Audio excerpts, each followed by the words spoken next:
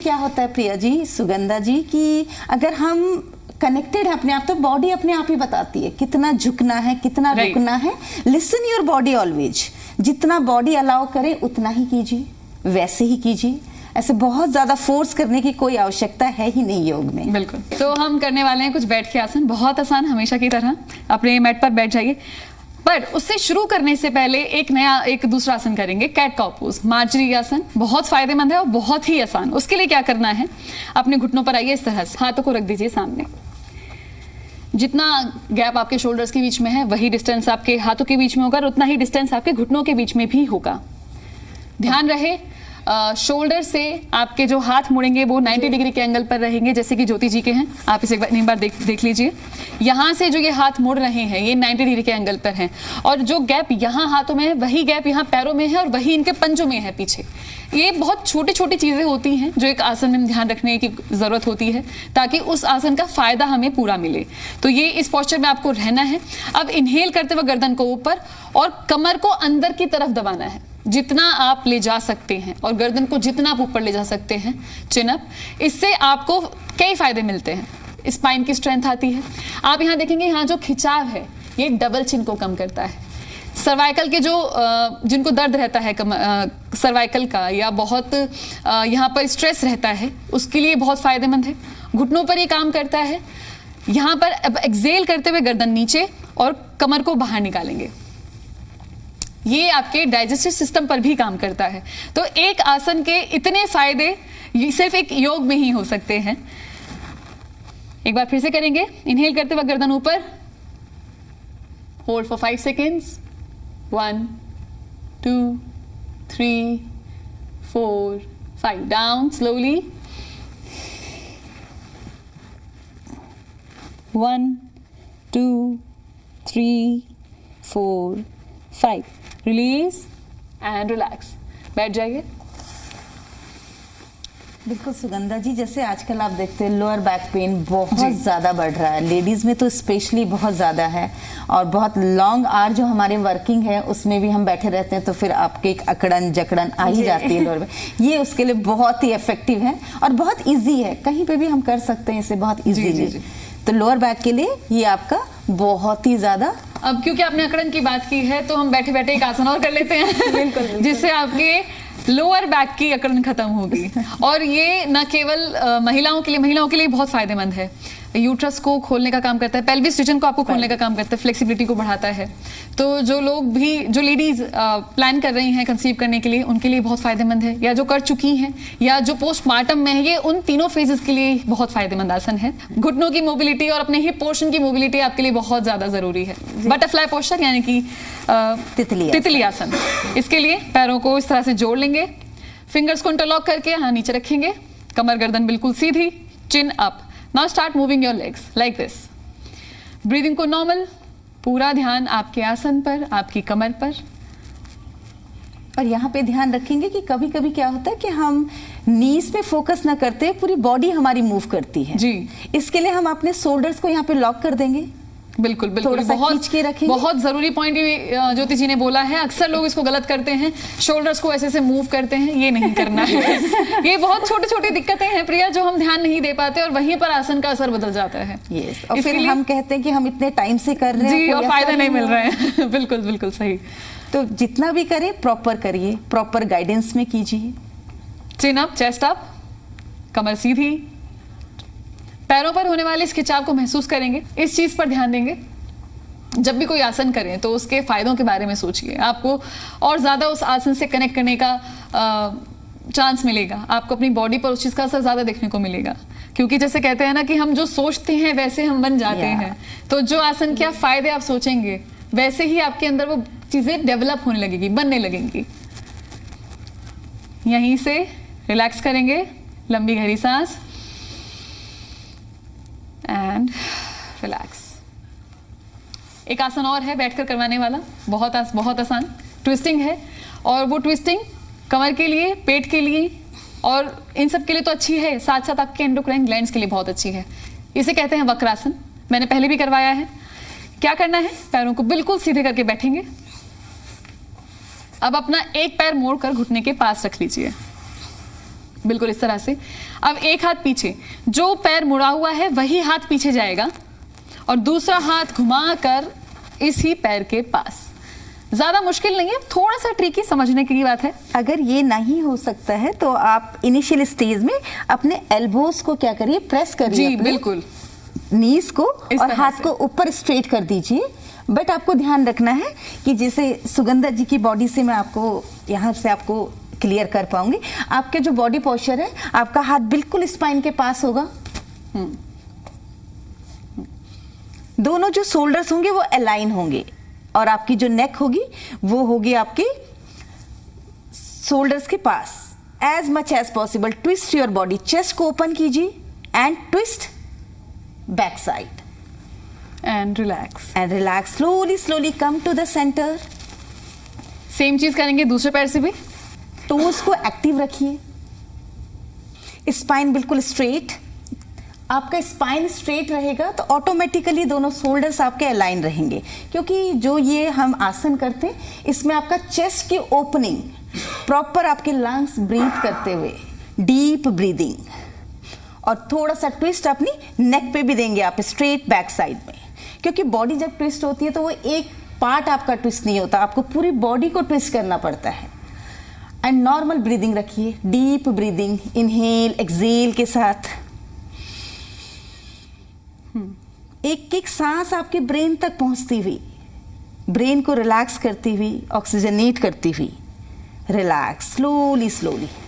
जब भी आप आसन से वापस आएंगे बिल्कुल स्लोली सांसों के रिदम के साथ, हर आसन के बाद बॉडी माइंड दोनों को रिलैक्स कीजिए, मसल्स को रिलैक्स कीजिए, बॉडी को बिल्कुल ढीला छोड़ दीजिए।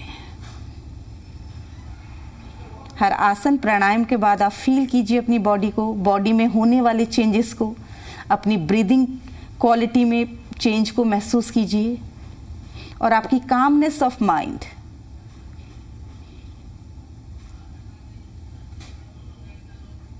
अब जब हमने कामनेस की बात की है तो प्राणायाम इसमें पीछे कैसे रह सकता है। तो आगे बढ़ेंगे हम प्राणायाम की तरफ।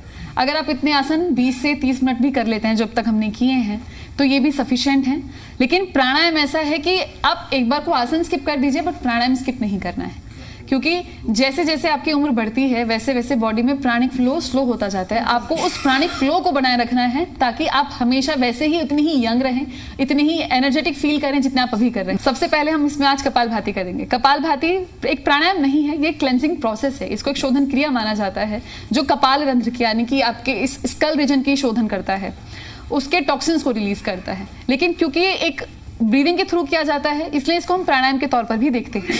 क्या करना है, कमर गर्दन बिल्कुल सीधी और किसी भी एक मेडिटेटिव पोस्चर में बैठ जाइए। मैं सुखासन में बैठी हूँ, अगर आप पद्मासन लगा पा रहे हैं तो पद्मासन में बैठिए।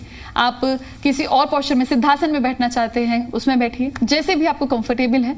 और अगर आप चेयर पे बैठ कर करना चाहते हैं, घुटनों में दर्द रहता है तो आप चेयर पे बैठकर भी कर सकते हैं। कमर गर्दन सीधी, दोनों हाथ घुटनों पर इस तरह से। एक लंबी गहरी सांस लेंगे और छोटे छोटे स्ट्रोक्स में एक्सेल करेंगे। इसमें बस एक इसका ट्विस्ट ये है कि आपको सांस लेनी नहीं है खुद से, वो आएगी, आपको बस छोड़ने पर फोकस करना है, लेने पर नहीं। लेंगे सिर्फ एक बार शुरुआत में इस तरह से। अब छोटे छोटे स्ट्रोक्स में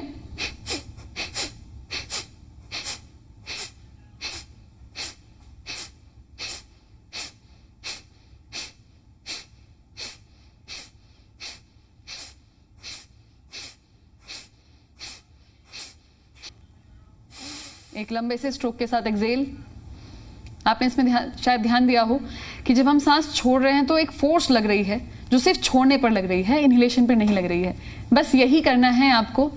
शुरुआत में अगर आपको लगता है मुश्किल है तो कम टाइम के लिए करिए, काउंट करके कर लीजिए, 50, 100, धीरे धीरे अपने इस काउंट को बढ़ाइए, 200, 250, 300 तक लेकर जाइए, या फिर आप मिनट्स के हिसाब से कर रहे हैं तो 5 मिनट 10 मिनट तक लेकर जाइए। ये आपके डाइजेस्टिव, आपकी जठराग्नि को तो बढ़ाता ही है, आपके जो सप्त धातुएं हैं या जो आपके अंदर की अग्नि है जो इन धातुओं को बनाती है उसको बनाए रखता है, उसको चैनलाइज करता है, उस अग्नि को, आपके हार्मोन्स को बैलेंस रखता है।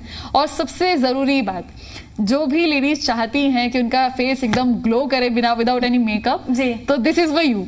ये बहुत जल्दी आपके चेहरे पर एक ग्लो लेकर आता है क्योंकि आपके अंदर की क्लिनजिंग होती है। जैसे मैंने कहा ये क्लिनजिंग प्रोसेस है, तो जैसे ही टॉक्सिन्स रिलीज होंगे डाइजेशन तो बढ़िया होगा ही होगा, चेहरे पर भी निखार आ जाएगा। सुगंधा जी, निखार की तो हमने बात कर ली है, मैं चाहूंगी आप हमारे दर्शकों को ये भी बताइए कि ये जो योगासन है किन लोगों को नहीं करना चाहिए, अगर वो करेंगे तो परेशानी बढ़ सकती है, और उसके बाद ये आसन एक बार फिर से रिपीट करेंगे और अपने दर्शकों को बताएंगे। तो ये प्राणायाम आपको सभी को करना है, लेकिन जिनको भी अल्सर है उन्हें नहीं करना है। और जैसे मैंने कहा कि बैठने में अगर दिक्कत हो रही है तो इस पोजीशन में बैठकर नहीं करना है, अवॉइड करिए। लोअर बैक पेन वालों को भी बहुत ज्यादा स्ट्रोक्स जब बिल्कुल फास्ट करते हैं तो पूरी मसल्स आपकी स्ट्रेच होती है, राइट। तो वो भी अवॉइड करेंगे इसको। हाई बीपी की कंडीशन में और माइग्रेन की कंडीशन अगर है तो उसमें भी इसे थोड़ा स्लो लेकर चलेंगे। या कोई आपका सी सेक्शन है, आपका बहुत है, तो हमें अवॉइड करना चाहिए। ये बात तो हमने की कि नहीं करना चाहिए, और मैं ये भी चाहूंगी आप बताइए कि इसके फायदे क्या हैं। बताया कि जो है चेहरे पर निखार आएगा, ये तो है ही, इसके अलावा इसके क्या फायदे हैं और किन लोगों को जो परेशानी है उनको करना चाहिए, इससे छुटकारा मिलेगा। ओके, तो जैसे अगर किसी को बहुत लो बीपी की शिकायत है तो ये उसमें करिए, क्योंकि आपके शरीर में गर्मी लाता है, आपके अंदर ये सूर्य की गर्मी को बढ़ाता है। हमारे अंदर सूर्य नाड़ी और चंद्र नाड़ी दोनों रहते हैं प्रिया, मतलब एक योग की हम इसे अगर बात करें तो योग की भाषा में इसको सूर्य नाड़ी चंद्र नाड़ी कहा जाता है, जो अनुलोम विलोम जैसे प्राणायाम से एक्टिवेट होती है। लेकिन कपालभाति ऐसी प्रक्रिया है जो आपके अंदर की अग्नि को प्रदीप्त करती है, उसको बढ़ाती है। जैसे मैंने कहा जठराग्नि बढ़ती है, यानी कि डाइजेस्टिव सिस्टम आपका मजबूत हो जाता है, मेटाबॉलिज्म बहुत बढ़ जाता है, या जो भी जिस आपकी बॉडी में जो चेंजेस होते हैं, खाना पचता है, रस मांस में जिस तरह से सप्त धातुएं बदलती हैं, उसके लिए अग्नि बढ़ाने का काम ये कपालभाति करता है। जो हमें प्रॉब्लम होती है उससे भी आपको राहत मिलेगी, क्योंकि जितना आपका मूवमेंट रहेगा आपके एब्डोमेन पर, जितना ब्लड का सर्कुलेशन रहेगा उतना वो बेनिफिशियल रहेगा आपके डाइजेशन के लिए, आपके ब्लोटिंग के लिए। बहुत ज्यादा एसिड जो आपका बन जाता है खाना खाने के बाद, उसमें भी बहुत ज्यादा राहत मिलेगी। अब एक और बार अपने दर्शकों को जो है ये आसन करके बताते हैं। जी, स्टार्ट करते हैं। क्या करना है, कमर गर्दन सीधी, लंबी गहरी सांस लेते हुए इसके फायदों के बारे में सोचिए, और ये ऐसा सोचिए कि आपके हर सांस के साथ, हर जाती सांस के साथ आपके टॉक्सिन्स थोड़ा और कम हो रहे हैं, चेहरे पर थोड़ा और निखार आ रहा है, आपके अंदर एक पॉजिटिविटी, एक ऊर्जा बन रही है। इन सभी फायदों को ध्यान में रखते हुए लंबी गहरी सांस, आंखें बंद,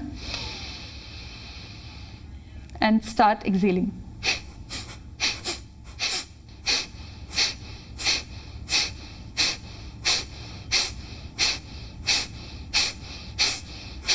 सभी लोग अपना एक हाथ पेट पर रखेंगे और अपने पेट को अंदर जाता हुआ महसूस करिए।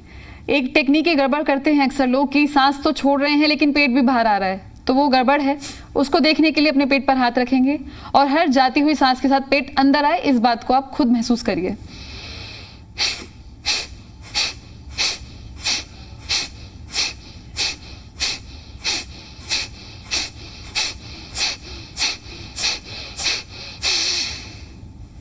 Normalize your breath.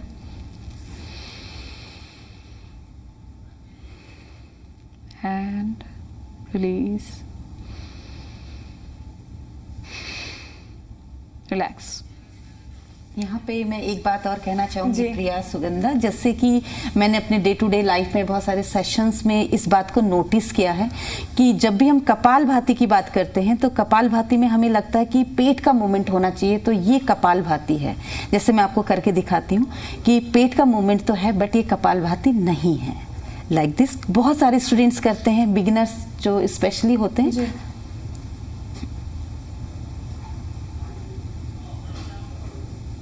प्रॉपर मेरा एब्डोमिनल मूवमेंट है बट मेरा ब्रीदिंग उसके साथ सिंक्रोनाइजेशन नहीं है मेरी ब्रीदिंग का, तो this is not called a kapalbhati. Kapalbhati हम जब भी करते हैं उसमें आपकी ब्रीदिंग इन्वॉल्व होती है, और उसको फील करने के लिए आपको क्या करना है, जब आप एक्सेल करते हैं तो आपके नॉस्ट्रल्स के आसपास बहुत सेंसिटिव एरिया है, वो आप फील करेंगे कि आपकी जो एयर है, आपकी गर्म एयर बाहर आ रही है, आप ठंडी एयर आपके अंदर जा रही है, वो आप धीरे धीरे महसूस करते हैं। क्योंकि कपालभाति आप कोई भी प्राणायाम करते हैं, कोई भी आसन करता है, तो आपका ध्यान आपकी बॉडी पे होगा, तो आप डीपली महसूस कर पाते हैं कि एक्चुअल में हो क्या रहा है बॉडी के साथ।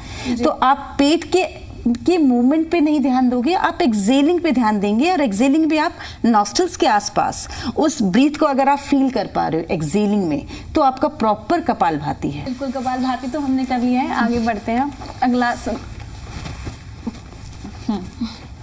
साइकिलिंग से स्टार्ट करते हैं। साइकिलिंग करेंगे, बहुत ज़्यादा इजी आसन है। दोनों लेग्स को आप 90 डिग्री, देन बेंड, 90 डिग्री पर आपके दोनों थाइज, और यहीं पे आप धीरे से जस्ट लाइक अ साइकिल, किस तरीके से आप अपने पैडलिंग से मूव कर रहे हैं अपनी साइकिल को। इसमें आपको ध्यान रखना है कि आपके जो पैरों की मूवमेंट होगी वो बिल्कुल स्लो रहेगी और प्रॉपर स्ट्रेच होंगे। जो लेग आपका स्ट्रेच होगा वो प्रॉपर होगा, दूसरा लेग आपका आपके एब्डोमेन के पास, आपकी कॉर्ड मसल्स इंगेज होती हुई, स्ट्रेच होती हुई, धीरे धीरे आपके लोअर बैक पे प्रेशर आता हुआ, आपके हिप्स इंगेज होते हुए, then reverse. As much as possible for you go slow, क्योंकि आपको सांसों का भी ध्यान रखना है, बॉडी मूवमेंट का ध्यान भी रखना है। Clockwise and anti clockwise proper आप क्या करेंगे, एग्जैक्ट काउंटिंग के साथ। देन रिलैक्स, आपकी बढ़ती हुई सांसें फील कीजिए, बट माइंड आपका बिल्कुल रिलैक्स। डीपर रिलैक्सेशन के लिए अपनी आंखों को क्लोज कीजिए और अपनी बॉडी के साथ कनेक्ट हो जाइए, अपनी सांसों के साथ कनेक्ट हो जाइए। नेक्स्ट आसन की तरफ बढ़ते हुए सेतुबंध आसना। दोनों हाथ आपके मैट के ऊपर, पाम फेसिंग डाउन। जितना हो आपकी जो हील्स है वो आपकी हिप्स की तरफ होनी चाहिए, बॉडी की तरफ, ऊपर की तरफ स्ट्रेच करिए। मैट के बराबर आपके पैर खुले हुए। मेंटली फिजिकली आप रेडी होंगे सेतुबंध आसना के लिए, और धीरे से, कोई जर्क नहीं, कोई झटका नहीं देना आपको बॉडी को, बिल्कुल स्लोली धीरे से आप अपने हिप रीजन को क्या करेंगे, कॉन्ट्रैक्ट करेंगे एंड धीरे से पुश करिए अपनी बॉडी को ऊपर की तरफ as much as possible for you. यहाँ पे हम कोशिश करते हैं कि आपकी चिन जो है वो आपके थ्रोट पिट के साथ टच्ड हो, आपकी लोअर बैक को स्टिमुलेट करता हुआ आसन, आपकी कॉर्ड मसल्स और आपकी लेग्स की स्ट्रेंथन के लिए, शोल्डर की स्ट्रेंथन के लिए, आपके अपर बैक के लिए, ये पूरी बॉडी को आपको क्या करता है, बेनिफिट करता है आसन। आपके लोअर बैक में बहुत ज़्यादा स्ट्रेच ना आए, इसलिए आपको अपने हिप रीजन को हमेशा क्या करना है, स्क्वीज करके रखना है। ब्रीदिंग आपकी बिल्कुल नॉर्मल फील करेंगे। शोल्डर्स पे आएगा वेट, गर्दन पर आपका बिल्कुल भी वेट नहीं आना चाहिए सेतुबंध आसना में, और आपके दोनों पैर फील करेंगे। ज्योति जी, जिनको सर्वाइकल है क्या वो लोग भी इस आसन को कर सकते हैं? बिल्कुल कर सकते हैं। सर्वाइकल के लिए हम बहुत टफ वाले आसन को क्या करते हैं, क्योंकि सर्वाइकल में आप गर्दन पे स्ट्रेच नहीं लेके आएंगे। इनिशियल स्टेज में क्या होता है कि हम लिफ्ट करते हैं बॉडी को और हम वेट शोल्डर्स पे ना लेकर के नेक पे ले आते हैं जी। लेकिन आप पहले रोल कर दीजिए अपने शोल्डर्स को नीचे की तरफ एंड लिफ्ट। आपका चेस्ट रीजन उठेगा ऊपर की तरफ, नेक आपका बिल्कुल रहेगा रिलैक्स। जी, और आप ये भी बताइए, जब भी हम आसन कर रहे हैं, जैसे कि जिसके लिए कंफर्टेबल ना हो, क्या वो अपने हाथों को बैक से सपोर्ट कर सकता है या फिर? बिल्कुल कर सकते हैं। आप अपने बैक में थोड़ा सा सपोर्ट दीजिए, इसके लिए आपकी बॉडी थोड़ा सा और अपलिफ्ट हो जाती है। जी। ज्यादा स्ट्रेच आ रहा है तो आप अपने टोस पे आ जाइए, लिफ्ट योर हील्स अप। बस इस चीज में इसका ध्यान रखना है जी। कि आपने जो आपका जो चिन आपकी चेस्ट से छू रहा है ये लगा रहे, ऐसे ही लगी रहे, क्योंकि इसे जालंधर बंध कहते हैं। और इस सेतु बंध आसन का मतलब ही है कि सेतु बंध यानी कि सेतु समान स्थिति में बंध लगाना, जालंधर बंध लगाना।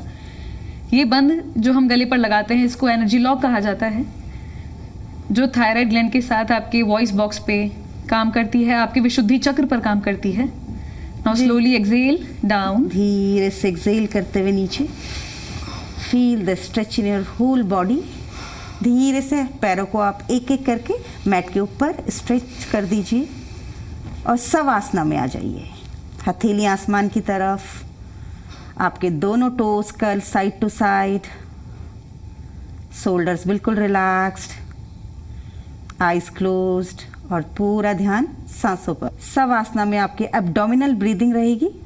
लंबी सांस लेंगे, एब्डोमेन बाहर, सांस छोड़ते हुए एब्डोमेन अंदर। 2 से 3 मिनट तक का हम रिलैक्सेशन लेते हैं, बॉडी को रिलैक्स करते हैं।